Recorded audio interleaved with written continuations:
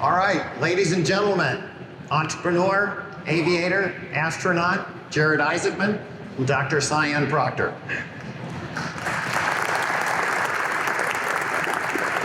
Thank you. Brooke, it's so good to be up here on the stage with you and this amazing occasion. How do you feel? You've done so much and in not that much time, you know? Under 40 years. Yeah, racked up a lot of miles of it. This is incredible. What an honor I thought to be. I don't feel worthy. It's amazing to be here. And great to be here with you. Yeah, you know, I love when you say, you know, things like you don't feel worthy, but your leadership and your leadership style, when you think about that, is all about decisions and the choices you've made. And when I think about you and your story, those choices started really early. I mean, at 12, 13, you made probably the most important choice because you had to choose between going to space camp or aviation challenge camp, both at the same location. But you chose aviation over space camp.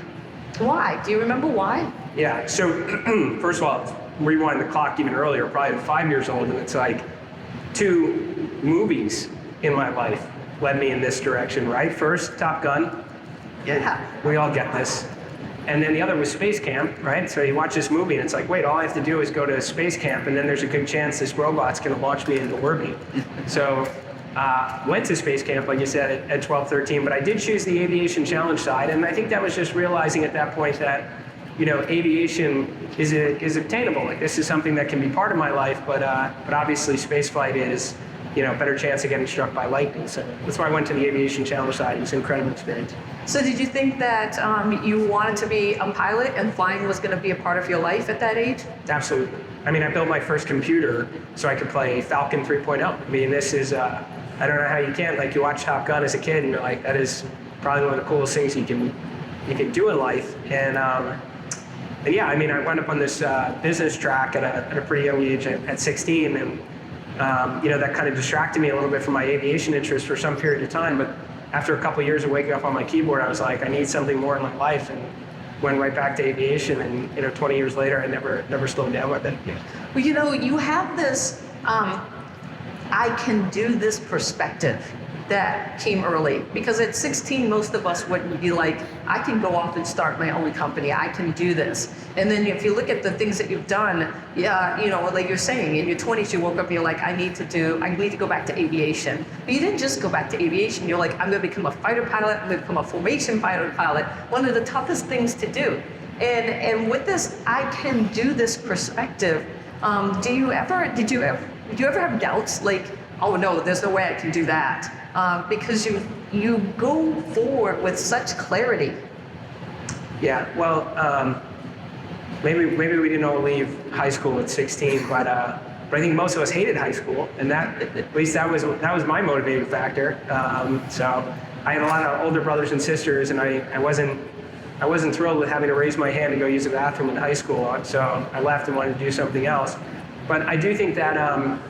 You know, with me, like you know, you're always trying to seek out like that next greatest challenge. You know, especially me, I've been super lucky in life to be able to go on a number of interesting challenges, from starting a business when I was 16 to where my aviation career has taken me, and certainly like once you start flying, it's like, what's the next greatest challenge? You know, you're flying ex-military aircraft, then you do formation flying, and that in itself could have real, you know, commercial value, which is what ultimately pivoted towards Draken, where we were supporting the Department of Defense. And you know, you keep looking for that next greatest challenge. I mean, as you know, because we did it, you know, being able to operate a spacecraft in orbit is maybe the pinnacle for an aviation career. So I always keep kind of strive for the next big opportunity. When I think about opportunity and taking challenges and stuff, I think about support. You had the support of your family and your wife Monica, who is here in the audience, and but not just that, but the people around you. That video showed that you surround yourself with people who support you and are willing to go on this journey. How important has that been a narrative in your life to have support and be able to do these grand challenges as a result of that? Yeah, it's absolutely imperative. So I mean, I'm very lucky. My wife and I have been together for a very long time. So she's been there even before my aviation career ever began. So every step along the way, and was able to make a pretty compelling argument that look, going to space is probably safer than airshow flying. So if anything, I'm actually reducing my risk profile.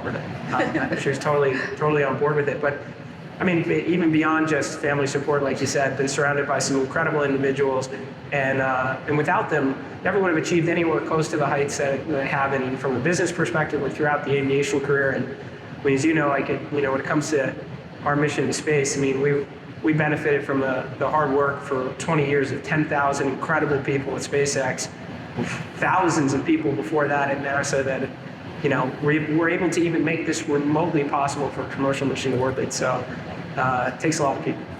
Well, when I think about Inspiration4 and our mission, and did you just wake up one day and say, I'm going to go to space? You turn to Monica and you're like, hey, this is something that I want to do, and then figure out that path forward. Was this something that was in the back of your mind ever since going to space camp? No, there was like zero chance this was going to happen, I thought. Like, totally. I mean, talking about the stars aligning for something like this to even be remotely possible. Again, it starts with, Elon and thousands of visionaries at SpaceX who embarked on this journey 20 years ago and pioneered things like reusable rocket technology. Or a mission like we went on would not have been even remotely possible. But where it really began outside of space camp, because maybe that planted some seeds, was 2008. After my first kind of around the world record flight, I got an invitation to go to Baikonur, Kazakhstan, see the Soyuz launch. Richard Garriott's mission, a friend of both of ours. And it was kind of the early days of the commercial space industry. And that was where there were some of the first conversations. Actually, it was shortly thereafter about maybe having an opportunity to fly Dragon. Now, this is 08, 09. I mean, 12 years later before Dragon was operational. So it took a little bit of time to get there. I actually put it completely in the back of my mind, forgot about it entirely, thinking, well, maybe someday, but probably not likely. And then in late 2020, before even Crew 1 launched, before NASA even resumed operational flights from the US, the opportunity came with SpaceX. I had no idea that we were going to be the first, but as soon as I found that out, then it became all about assembling an incredible crew like yourself, and making sure that we had a bigger cause than just the mission itself, like raising $250 million plus for St. Jude Children's Research Hospital, and make sure that we got this one right for all the other cool missions to follow. Well, two questions come to mind with that. One is, when you met up with SpaceX in 2020, was it you that initiated the idea of going and doing the first all-civilian mission? Yeah, I mean, I basically just reminded them that periodically I've been knocking on the door, and let me know when the world's ready for commercial space. First time we're not going to have world superpower send people to orbit. It's got to happen, right? I mean, at some point, we've got to open up this last great unexplored frontier. But I just assumed it was going to be like, well, this is perfect. I'll talk to you in 10 years. Yeah. I didn't know that it was like, a year later. Not even a year later, a couple weeks later. Like we literally, Inspiration4 was born. A couple weeks after that conversation, and then less than a year from that point, we're in orbit together. And that's pretty amazing. When you think about this and the whole idea of going to space, and you're approaching SpaceX with this idea of the first, commercial launch, why not take your buddies? I mean, because I can't even imagine a conversation with Monica where you're like, yeah, I'm going to go to space, but I'm also going to take random people to space with me, not people who I know and already trust. Because with space, trust is an important part of becoming a crew. And so you really made a decision to some extent roll the dice and went with people you didn't know. I think it was entirely about doing the right thing. I mean, I'm complete believer, I know we are, in SpaceX's incredible, extraordinary vision to make life multiplanetary. And I mean, what an outrageous vision, to go out and potentially colonize Mars at some point in time. We're talking about something on, several orders of magnitude greater than even the Manhattan Project, right?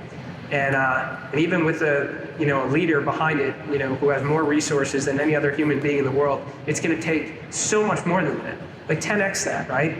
And you have to be like really aware of how big of how big of a challenge this is that's being taken on right now. It's going to take support from people all over the world. Like, we don't need, the billionaire image in space going up with your drinking buddies. That's not what the world needs. They already think that it's like this binary choice of like, this planet's done for, time to move on to Mars, or completely forget about making progress for this exciting world we all want to live in, and just deal with all of the pain and hardship that's on this planet today, which has been there, since the beginning of human time. Like, we have to be able to do both, right? Like, we have to try and address some of the real problems we have here on Earth, and that's why St. Jude was such an important part of our mission, something that absolutely has nothing to do with space, but has an incredible vision in its own right of no child should die in the dawn of light. And we've got to build for that exciting Star Wars future that we all dream to live in for tomorrow. If you recognize that, then you put a lot of thought into the people that are going to go on this mission, how they can inspire their own audience, the charitable component to the mission, what you're setting out to accomplish, so that SpaceX does have the opportunity to continue to press forward and achieve their incredible vision. When you met with, how about that? That's so amazing. I just wanted to say. One of the things, it wasn't just about doing a fundraiser for St. Jude Children's Research Hospital. It was also about giving these kids hope for a future. And you chose to fly a childhood cancer survivor as a result of that. And so can you kind of walk us through that part of this, of not just saying, I'm going to go do a fundraiser, but, let's also inspire along the way? Yeah, when we reached out to St. Jude Children's Research Hospital, this was before any mission was announced, before people even knew that commercial space was coming.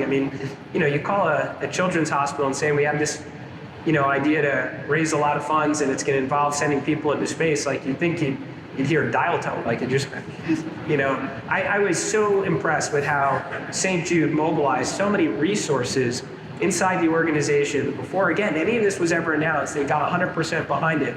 Got behind the fundraising effort, which obviously became a really large dollar amount, but also that we wanted to take one of their employees up. We wanted a frontline healthcare worker, and they immediately brought Haley Arsenault to the table. And what an amazing crew member is that. First, you couldn't ask for a better medical officer, to actually fulfill her responsibilities as an astronaut, but a childhood cancer survivor. 10 years old, in the fight of her life, all she wants to do is grow up and be a physician assistant and help other children that are in the same fight. And obviously, she became the youngest American to go into space, which is still stands today.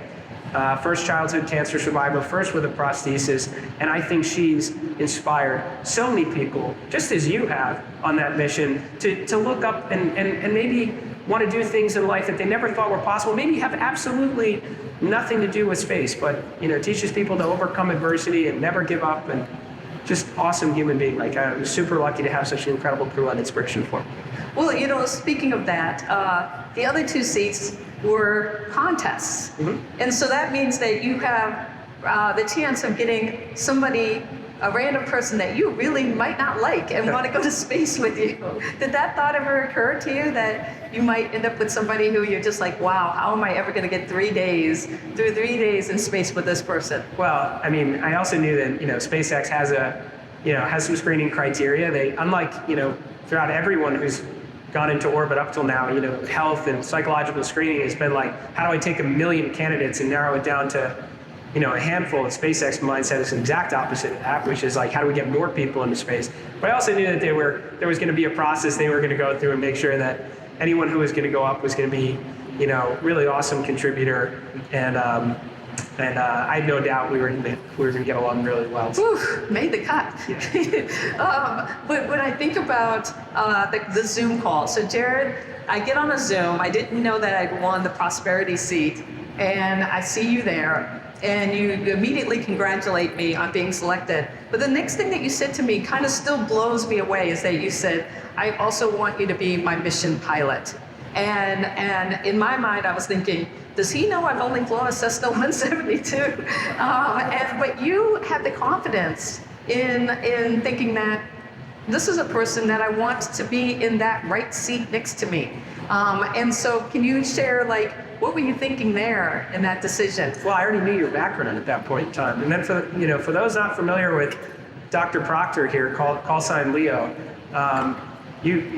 Dr. Proctor has done, everything in life you could to be set up for to be an astronaut. I mean, PhD, geoscientist, professor, scuba diver, major in the Civil Air Force, analog astronaut, NASA runner-up in 2009. I knew all of this, before we ever had that conversation, and a pilot. So there's no question that you were going to be the mission pilot. Also, the first black female pilot of a spacecraft, which is pretty damn extraordinary.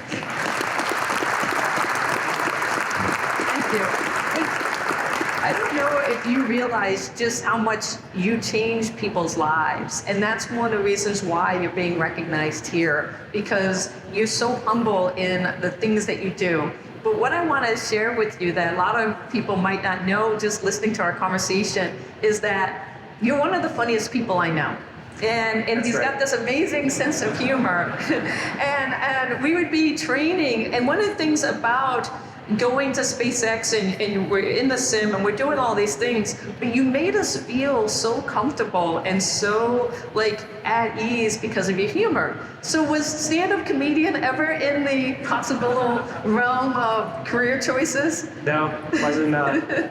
But I did think it was a good way to, kind of, disarm everyone around the whole flying on a controlled explosion with 17,500 miles an hour. It's like this, kind of find a way to lighten this up a little bit, Well, I think that's always been a part of your personality, and also probably, Monica would probably know, like just having that wit and humor. When we were in the spacecraft, you brought along a friend. None of us knew that this friend was going to be there. Do you want to describe what you unleashed in the Dragon capsule while we were on orbit? It's a xenomorph, for those that have seen the Aliens, great movie. Yeah. Anyway, my kids play with it now. So. But just that whole idea of like, here you are and thinking of ways not only to inspire, but also to lighten the mood and saying like, okay, everything is going to be okay. When I think about your future, most people would have been like a one and done when it comes to space. Like, okay, I did this, I achieved it, but you decided that you weren't done. You're gonna go back. Not just once, but 3 times, and then take on the most challenging thing that you could do in space, which is an EVA. What is your thinking behind taking on that kind of challenge? I think, again, it just comes back to being a real true believer in SpaceX's vision. I think that I just agree with everything, their entire thought process, and why 10,000 amazing people come to work every day. The world is a more interesting place when you can journey among the stars. There are answers to, questions that we've been asking ourselves since the beginning of humankind that's out there. Not to mention we have a lot of eggs in one basket here. It didn't work out well for the dinosaurs. So when we came back from Inspiration4, we went to Starbase, Texas, and Elon was there, and the concept of what, this private space program would be at Polaris was laid out. A series of test and developmental missions, that will begin with Polaris Dawn and will end with Starship, the first fully reusable N-10 vehicle that could very well be the 737 of human spaceflight and help us, unlock some of the mysteries of our solar system, of our universe, and make life multiplanetary. And so it was incredibly appealing. Like, it was like, this is awesome. This is a very, very small way to contribute to the history SpaceX is making. We got some awesome objectives. Polaris Dawn will launch, hopefully in April of 2024. We've been training for over 2 years. It'll be the highest Earth orbit ever flown. We'll go farther away from the Earth than anyone's been since the last time we walked on the moon more than 50 years ago. We will descend down a little bit, vent the entire vehicle down to vacuum, and we'll do an EVA and the first new EVA spacesuit built in 4 years. And why? Because if you're going to have thousands of people on the moon or Mars someday, you're going to probably want to get outside your habitat or your spaceship, and you're going to want to explore and construct, and you're going to need suits that don't cost hundreds of millions of dollars to do that. We'll communicate over laser links, so we'll communicate over the Starlink constellation.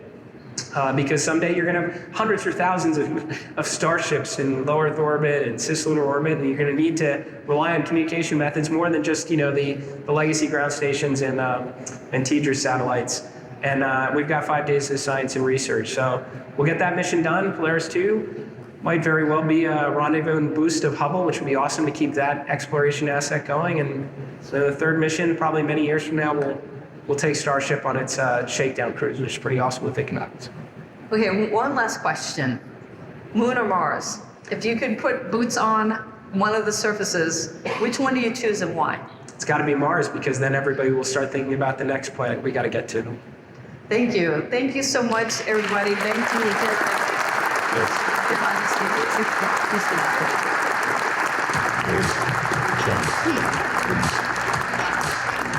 Yes.